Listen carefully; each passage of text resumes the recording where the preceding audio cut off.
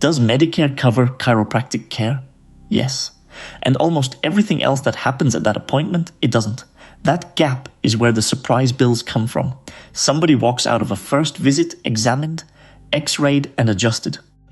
Medicare pays for exactly one of those three things. So here's the direct answer. Medicare Part B covers manual manipulation of the spine by a chiropractor when it's done to correct what Medicare calls a subluxation. That's it. That's the whole list. Medicare's own coverage page says Part B covers certain chiropractic services. Read which ones and it's a single service in a single sentence. That part is simple. What isn't simple is the machinery underneath it. There's a 2-letter code on the claim form and it quietly decides whether a visit gets paid or lands in your mailbox. I'll show you what that code is. I'll also show you a government audit of 1 year of these claims and what it concluded about most of the money. By the end, you'll know which line items Medicare touches and what the 2026 numbers are. You'll also know where the line sits that turns a covered visit into one that isn't. Start with that word, subluxation, because the whole benefit hangs off it. In Medicare's definition, it's one or more spinal joints that aren't moving properly, while the joint surfaces are still in contact. It's a mechanical description, and it's the only condition the benefit is written around. Here's a piece of history that still catches people out. Before January 2000, Medicare required an X-ray to prove that subluxation existed. Then it dropped the requirement. For dates of service from the 1st of January 2000 onward, an X-ray is no longer needed to demonstrate it. What replaced it is a physical exam, documented under an acronym chiropractors pronounce as P.A.R.T, pain and tenderness, asymmetry or misalignment, range of motion abnormality, tissue or tone changes. Medicare's coding guidance says at least 2 of those 4 have to be recorded. One of the 2 has to be the asymmetry or the range of motion finding. Sit with that for a moment. The exam is what proves the subluxation Medicare insists on. The exam is also not something Medicare pays for. Hold that thought, because it comes back. Now the money, and these are 2026 figures. Part B has an annual deductible. CMS announced the 2026 rates last November, and the Part B deductible is $283, up $26 from the year before. The standard Part B premium went to $202.90 a month. Once the deductible is met, Part B pays 80% of the Medicare approved amount. The patient is responsible for the other 20%. That's the ordinary Part B split. Nothing about chiropractic changes it. So what's the approved amount? It depends how much of the spine gets treated. Medicare's billing codes divide the spine into 5 regions: cervical, thoracic, lumbar, sacral and pelvic. One code covers 1 or 2 of those regions, a second covers 3 or 4, and a third covers all 5. Nationally in 2026, the smaller adjustment runs around $28. 3 or 4 regions runs around $38. 20% of that is somewhere near $6, or a little under $8. Those are national figures. Medicare adjusts them by locality, so the number in rural Montana isn't the number in San Francisco. But the scale is right. The adjustment itself is cheap. That's the part most people expect. Now the part almost nobody does. Medicare covers the adjustment. When a chiropractor provides anything else, Medicare's position is that it isn't covered. The exam is first on that list, and it's the big one. An evaluation and management visit performed by a chiropractor is excluded by statute, not denied case by case. Excluded.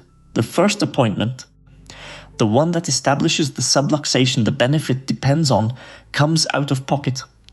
X-rays ordered by a chiropractor aren't covered either, and this one reads like a contradiction until you sit with it. Medicare no longer requires the X-ray, and Medicare doesn't pay for it either, not even when it's the thing documenting the very subluxation the benefit is written around. Then the modalities: massage, therapy, electrical stimulation, ultrasound, therapeutic exercise, traction, orthotics and supplements. None of it when a chiropractor is the one providing it. There's also a code for extraspinal manipulation: a shoulder, an elbow, a knee, a wrist. Medicare doesn't cover that either, because the benefit was written around the spine specifically, so one appointment can arrive as a bill with one covered line on it, and 4 uncovered ones. That's the trade.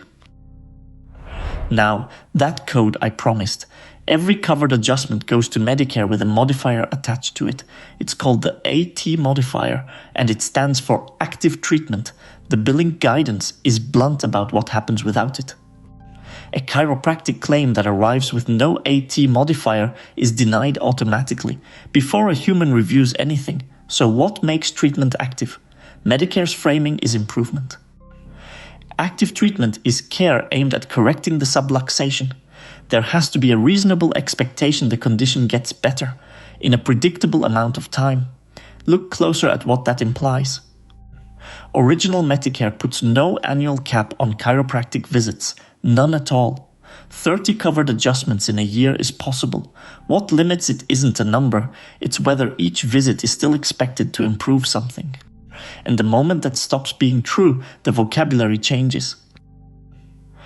Once a patient has reached maximum therapeutic benefit and no further improvement is expected, the label changes. The same adjustment from the same chiropractor on the same back becomes maintenance therapy. Medicare doesn't cover maintenance therapy. Nothing about the appointment changes. The billing does. Which brings up a piece of paper worth recognizing on site. When care crosses into maintenance, the guidance for chiropractors is to stop using the AT modifier and to have the patient sign an advance beneficiary notice of non-coverage. Everyone in billing calls it an ABN.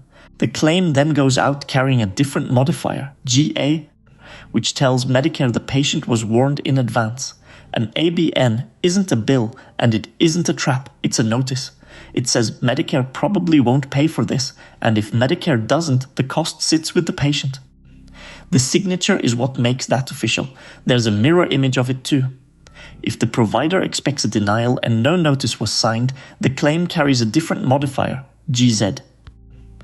In that situation, the provider generally can't turn around and bill the patient. So one signature separates a denied claim the practice absorbs from a denied claim that lands at somebody's kitchen table. That's the catch. None of this is theoretical either. The government has measured how often it goes wrong. The Office of Inspector General at Health and Human Services audited chiropractic claims from 2013 and published the findings in 2016. Medicare paid $438 million for chiropractic services that year across more than 17 million individual services. Of that, the Inspector General estimated $358 million was unallowable. Roughly 82%. From a statistically valid random sample of 105 services, 11 were allowable under Medicare's own requirements. 11 out of 105. And the reasons listed are the exact things we've just walked through. The subluxation wasn't present or wasn't treated. The manipulation was maintenance therapy rather than active treatment. There was no reasonable expectation of improvement in a predictable time frame. Earlier evaluations from the same office in 2005 and in 2009 had already pointed the same way. Between 40 and 47% of all paid chiropractic claims were for maintenance therapy. Medicare's own error testing program found chiropractic carried the highest improper payment rate of any Part B service between 2010 and 2015. That's not a story about bad chiropractors. It's a story about a benefit with a line drawn through the middle of it. That line is genuinely hard to see from either side of the table. Everything so far describes original Medicare.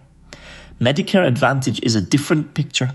Every Advantage plan must cover at least what original Medicare covers. So spinal manipulation for a subluxation is in all of them. Many go further and add chiropractic as a supplemental benefit. Plan summaries for 2026 describe coverage that adds the exam and adds X-rays. They allow a set number of visits a year, commonly around 20 to 30, with a fixed copay. Some waive the copay entirely for the first several. The variation is the point. Those extras differ by insurer, by plan and by county, and they get rewritten every year. The exclusions we walked through are federal rules, Advantage extras are a plan document, and no two of them say the same thing. One more rule gets tangled up with this one constantly, so it's worth separating out. Medicare does cover acupuncture, but only for chronic low back pain, and only since the 21st of January 2020. Up to 12 visits in 90 days, with 8 more if the patient is improving. It's capped at 20 in a year, and it stops if things aren't improving. Here's why it gets confused. That benefit sits in a completely different part of the rulebook, and a chiropractor can't provide it. Medicare requires a master's or doctoral degree in acupuncture or oriental medicine, plus a current state license. Acupuncture or dry needling performed by a chiropractor isn't covered, same office, sometimes the same room, different benefit entirely. There is an effort in Congress to widen all of this, and it's been running for years. It's called the Chiropractic Medicare Coverage Modernization Act, House Resolution 539 and Senate Bill 106 in the current Congress. It was introduced by Representatives Greg Stube and John Larson and Senators Richard Blumenthal and Kevin Kramer. As of May 2026, it had 161 co-sponsors. What it would do is change how the Social Security Act defines the word physician. Medicare coverage would then extend to services a chiropractor provides beyond manual manipulation of the spine. The sponsors name evaluation and management visits and diagnostic imaging specifically, which is to say the exam and the X-ray, the two things that catch people out. It is still a bill. It's been introduced in multiple congresses and hasn't become law. 161 co-sponsors is real momentum, and it is not the same thing as a vote. So, the short version, one more time, Medicare pays for the hands on the spine and almost nothing else that happens in that room. The word deciding it is whether the care is still expected to make somebody better. Knowing that going in is worth something, because it turns a surprise bill into a predictable one. Now I'm curious about one thing. If you've been to a chiropractor on Medicare, did anybody explain the difference between active treatment and maintenance before the first adjustment? Tell me in the comments, because going by those audit numbers, I suspect the answer is usually no.